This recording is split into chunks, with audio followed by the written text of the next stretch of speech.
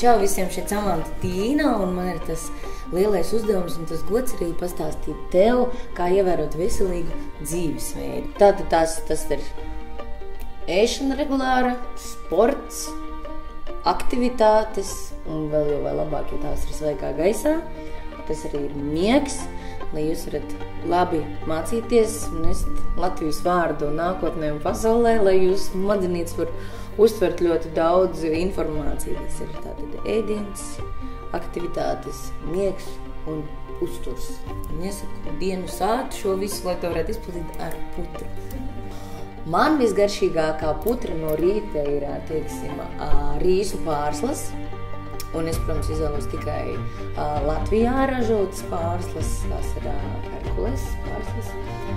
Tā kā tas ir ļoti svarīgi, ja gribi būt mazais klausītāji, tu gribi būt uz skatuves, tad noteikti ir pareizi un kārtīgi dušīgi jāēd un jāsporto.